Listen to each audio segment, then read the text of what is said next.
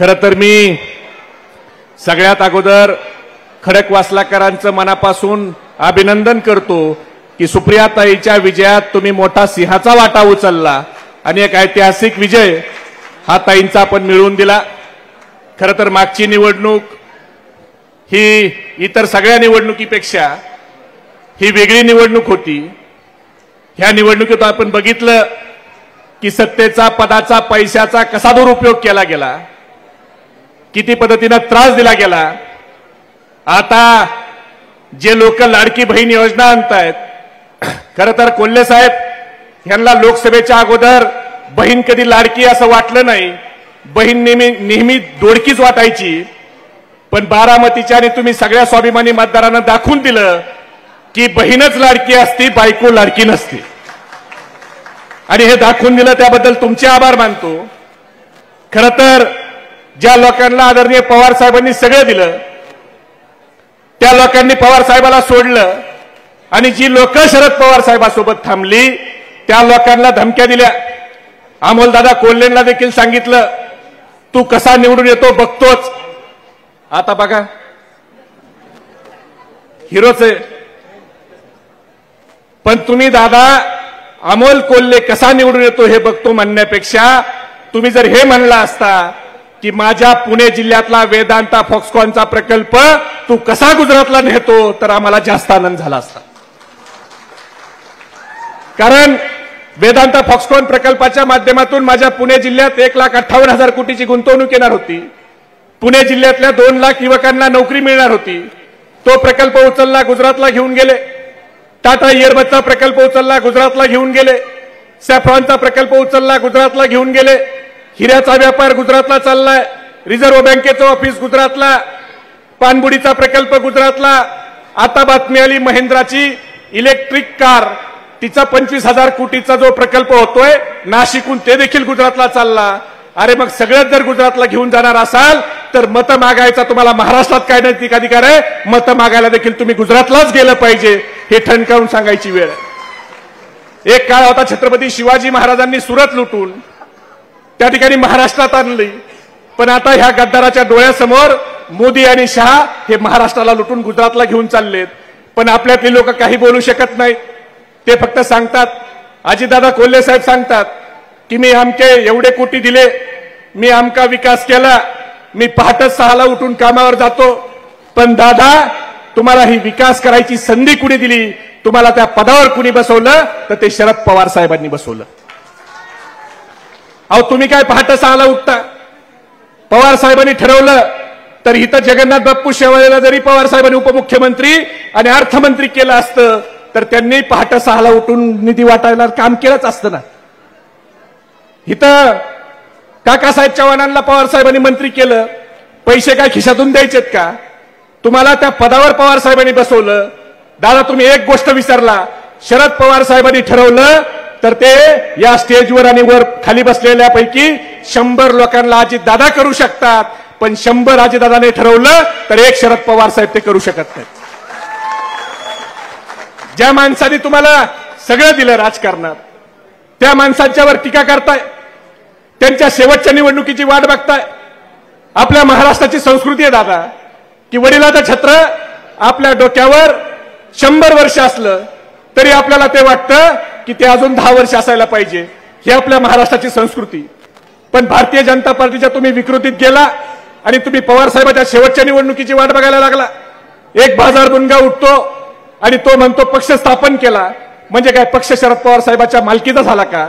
आता उद्या हा बाजार बुनगा उठून घरी जाऊन याच्या बापाला म्हणला की अरे बापा तू मला जन्म दिला म्हणून तू काय माझा बाप झाला का? तर नवल वाटू देऊ नका, कारण आता ही सगळी बाप बदलणारी टोळी आहे।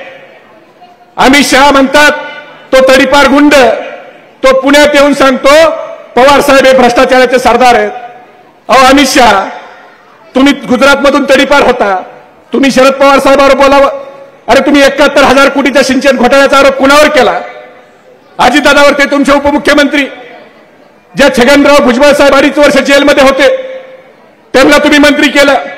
ज्या भुजबळ साहेबांचं सीजे हाऊस सील केलं ते भुजबळ साहेब आज तुमचे मंत्री, प्रफुल्ल पटेल तुमचे खासदार, म्हणजे सगळे भ्रष्टाचारी तुम्ही तुमच्याकडे घेतले।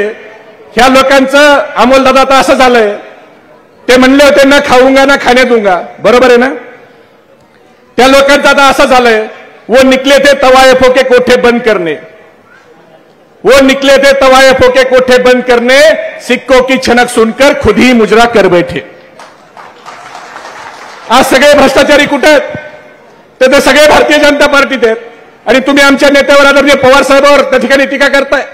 आणि आपल्या पवार साहेबांवर टीका करत असताना ज्यांना पवार साहेबांनी काल नागपंचमी झाली कोल्हे साहेब, खरं तर ज्या सापांना पवार साहेबांनी 20 वर्ष दूध पाजलं त्या सापांना त्याचं काही वाटत नाही। ज्या वेळेला पवार साहेबाला गरज होती त्यावेळेला या सापांनी पवार साहेबावर फणा काढला आणि पवार साहेबाला डसायला ह्यांनी मागे पुढे बघितलं नाही। आज हे काही म्हणो, गुलाबी जॅकेट घालून गुलाबी यात्रा काढतायत। प्रशांत दादा आपल्याकडे गुलाबी कलर घेऊन केसीआर आले होते, केसीआर तेलंगणाचे, आठवतंय का तुम्हाला? त्या केसीआरने आपल्याकडे निवडणूक लढली नाही, 2 सभा घेतल्या, 2 सभा घेतल्यावर ते गुलाबी कलर महाराष्ट्रात आणला आणि त्या बाबा तिकडे तेलंगणात निवडणुकीत तर पडला पण बाथरूम मध्ये देखील पडला। आणि असा गुलाबी कलर घेऊन आता तुम्ही तुमच्या वर जो गद्दारीचा डाग आहे, जो काळा गद्दारीचा डाग आहे, तो गुलाबी कलरनी कधीही महाराष्ट्राची जनता तुम्हाला धुवू देणार नाही। आज काय चाललंय? आज जातीपातीमध्ये भांडणं लावायचं काम चाललंय। विशालगडचं प्रकरण काढलं, विशालगडमध्ये गाजीपूरमध्ये जाऊन एका मस्जिदवर हल्ला केला। मला अभिमान आहे की त्या हल्ल्याचा सगळ्यात अगोदर निषेध करायची पत्रकार जर परिषद कुणी महाराष्ट्रात घेतली असेल तर ती आदरणीय शरद पवार साहेबांनी घेतली। म्हणजे सगळ्या जाती धर्माला सोबत घेऊन जाण्याचं काम पवार साहेब करतायत। जे आता जातीपातीचं राजकारण करतायत, ज्यांना मराठा ओबीसी वाद लावून फायदा झाला नाही, त्यांना आता विधानसभेत हिंदू मुस्लिम वाद लावायचा आहे, त्या लोकांना मला एवढंच सांगायचंय कि ना मंदिर की बात हो ना मस्जिद की बात हो, ना मंदिर की बात हो ना मस्जिद की बात हो, युवा बेरोजगार है पहले उसके निवालों की बात हो। मेरे नींद को दिक्कत ना अजान से है ना भजन से है, मेरे नींद को दिक्कत ना अजान से है, मेरे नींद को दिक्कत मरते हुए जवान और खुदकुशी करते हुए किसान से है। आज शेतकरी मरतोय, आत्महत्या करतोय, पण हे सरकारची लोक पक्ष चोरण्यात मशगूल आहेत, पक्ष फोडण्यात मशगूल आहेत। आज पक्ष चोरणारी लोक उजळ माथाने फिरायला लागलीत। कोल्हे साहेब इकडे दादा होते, प्रशांत दादा, त्यावेळेला अजित दादाची घोषणा द्यायची कुणाला सांगायला लागत होतं का? एकच वादा म्हणले की लोक समोरून उत्साहात अजित दादा म्हणायचे। आता काल एक व्हिडिओ आला, त्यात तो कोण अरोरा आहे त्याचा बघितलं का तू? नरेश अरोरा, त्याचा फोटोग्राफर, तो पण गुलाबी जॅकेट घातलेला आणि तो 6 टाळक्यांना सांगतोय 2 हात वर करून म्हणा एकच वादा अजित दादा, एकच वादा। अहो दादा, काय तुमच्यावर वेळ आणली? पवार साहेबाला सोडलं तर तुम्हाला भाड्याने घोषणाला लोक आणावं लागली।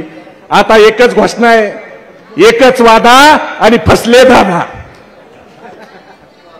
ज्या वेळेला तुम्ही पवार साहेबांसोबत होता त्यावेळेला तुमचा मान होता, सन्मान होता, रुबाब होता। आज तुम्ही पवार साहेबाला सोडून गेला तर लोकांनी तुम्हाला दाखवलं। आतापर्यंत तुम्ही म्हणायचे की सुप्रियाताई निवडून तुमच्यामुळेच आल्या, त्यांच्या कष्टाचं काही मोल नव्हतं, ते फिरायचे त्याचं काही मोल नव्हतं, पण तुम्हाला वाटलं त्यांचं जे राजकारण आहे ते त्यांच्यामुळे। पण बारामतीच्या स्वाभिमानी जनतेचे मी आभार मानतो की त्यांनी दाखवून दिलं की पवार साहेबांचं आणि सुप्रियाताईचं राजकारण तुमच्यामुळे नाही तर तुमचं राजकारण शरद पवार साहेबांच्यामुळे। एक मला कोल्हे साहेब एक गोष्ट सांगतो आणि माझं भाषण संपवतो। एक ऋषी एका गाढवावर बसायचे आणि त्या गाढवावर बसून ऋषी गावात जायचे। आता ऋषी गाढवावर बसलेत म्हणून गावातली लोक ऋषीच्या समोर, ऋषी गाढवावर बसायचे तर ऋषीच्या स्वागताला रांगोळ्या काढायचे, पाणी गाढवाच्या पायावर ओतायचे, कारण वर ऋषी होते। पण त्या गाढवाला नंतर नंतर असं वाटायला लागलं की हा जो सगळा स्वागत होतोय, जे सन्मान होतोय, हा सगळा माझाच होतोय, माझ्यामुळे ऋषीला किंमत आहे आणि मी ऋषीला घेऊन फिरतोय म्हणून लोक माझ्या स्वागताला येतात, असा गर्व त्या गाढवाला हळूहळू व्हायला लागतो। आणि मग एक दिवस ते गाढव ऋषीला सोडून देतं आणि स्वतःच गावात फेरी मारायला निघतं आणि ज्यावेळेला गाढव एकटंच फेरी मारायला निघतं त्यावेळेला गावात कुत्रं देखील त्या गाढवाला विचारत नाही आणि मग गाढवाला कळतं की ही किंमत आपली नाही, ही ऋषीची आहे। मग त्या गाढवाला गावातला उकांडा शोधायची वेळ येते। तसं लोकसभेनंतर बऱ्याच गाढवाचं झालंय. ज्यांना वाटत होतं की पवार साहेबांचं राजकारण आमच्यामुळे, त्या लोकांना या महाराष्ट्रातल्या स्वाभिमानी जनतेने दाखवून दिलं की शरद पवार साहेबांचं राजकारण तुमच्यामुळे नाही, तर तुमचं राजकारण हे शरद पवार साहेबांच्यामुळे. बोलण्यासारखं भरपूर आहे, पण सचिनराव सध्या लय त्रास दिलाय. जे जे आपल्या पक्षात थांबलेत त्या लोकांना मला एवढंच सांगायचंय की आपण ज्या नावेत बसलो ती नाव सत्याची आहे. ती हलल डुलल डगमगल, पण ती कधी बुडणार नाही, कारण ती सत्याची नाव आहे. आणि एक गोष्ट लक्षात ठेवा, टाकीचे घाव सोसल्याशिवाय देव पण येत नाही. ही आमच्याकडे मन प्रचलित आहे. ती काय, एक दगड घ्या, त्या दगडावर एक हातोडीनं फटका मारा. जी कपची असते, जो फुगरीत भाग असतो, तो सगळ्यात अगोदर बाहेर येतो आणि तो बाहेर आलेला भाग आपण मंदिराच्या बाहेर चप्पल सोडायला वापरतो. जो दगड थोडा त्रास अजून सहन करतो त्याची फरशी होते. ती फरशी आपण मंदिराच्या परिसरामध्ये त्या ठिकाणी लावतो. आणि ज्या दगडाची मूर्ती होते त्या दगडाला टाकीनं छन्नीनं हातोड्यानं त्या ठिकाणी घाव सहन करावे लागतात आणि मग त्याची मूर्ती होते आणि मग लोक त्याच्या समोर नतमस्तक होतात. त्यामुळे त्रास झाला म्हणून आपण कुणीही घाबरून जाऊ नका. ज्या लोक आपल्याला त्रास देत आहेत त्यांना युवकाध्यक्ष आपल्याला भोरचे एवढंच सांगायचंय की कुछ देर की खामोशी है फिर शोर आएगा. अरे गद्दारो, तुम्हारा तो सिर्फ वक्त आया है, हमारा दौर आएगा. म्हणून आपल्याला उद्याचा खडकवासल्याचा आमदार देखील शरद पवार साहेबांच्या विचाराचा द्यायचा का? एवढ्या कमी आवाजात नगरसेवक व्हायचा नाही. आमदाराचं कसं आवाज कसा निघला पाहिजे, आपला सगळे गुलाबी यात्रेचे कानठाळ्या बसल्या पाहिजेत तिकडं. द्यायचाय का आपल्याला पवार साहेबांच्या विचाराचा आमदार निवडून खडकवासल्याचा? मग मी घोषणा देतो, हात वर करून तुम्ही घोषणा द्या. आपला हात वर असताना शेजाऱ्याकडे लक्ष ठेवा. ज्याचा हात खाली आहे समजून घ्या विरोधी पार्टीचा खबऱ्या आपलं काय चाललंय ऐकायला आलाय. छत्रपती शिवाजी महाराज की तुमचं आमचं नातं काय?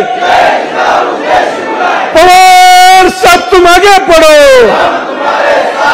देश का नेता कैसा हो? जयंत पाटिल साहब तुम आगे बढ़ो, सुप्रिया ताई तुम आगे बढ़ो, अरे कोल्हे साहब तुम आगे बढ़ो. धन्यवाद. जय हिंद, जय महाराष्ट्र, जय राष्ट्रवादी.